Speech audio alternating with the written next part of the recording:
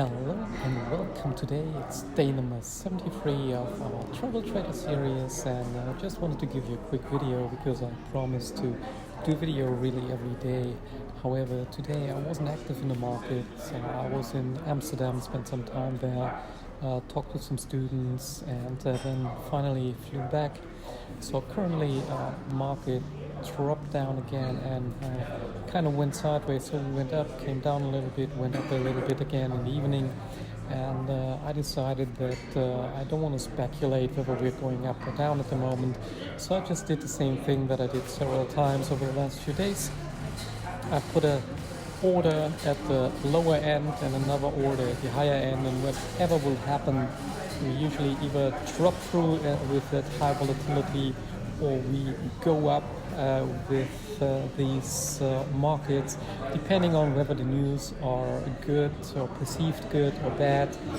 World is a little bit cuckoo right now, so hotels are pretty much empty, planes are empty as well, which is nice if you travel, so you don't have to stand in line a lot, so everything goes smooth and easy, which is great. But in terms of markets, today I wasn't filled, so I had both trades in, but we were kind of going up and down in a huge sideways range. We still have high volatility, but I decided to not participate at the moment, other than really dropping down or going up, which is what we did yesterday. So yesterday we made like 3,500 with a drop, and that's exactly the same goal that I have either with the next drop or with the next upwards movement.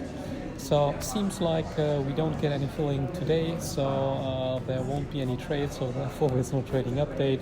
Over the weekend we can have a look what actually happens after the crash that is currently coming, and what might happen economy-wise if we go into a shutdown in more countries in Europe, like we are currently in Italy. So we'll talk a little bit about that, and I will keep you updated. We might even have a look at stocks, or what stocks would be nice to buy after the crash at a discount, and which would be able to be on top, or that would provide you with great income over the next few months and years.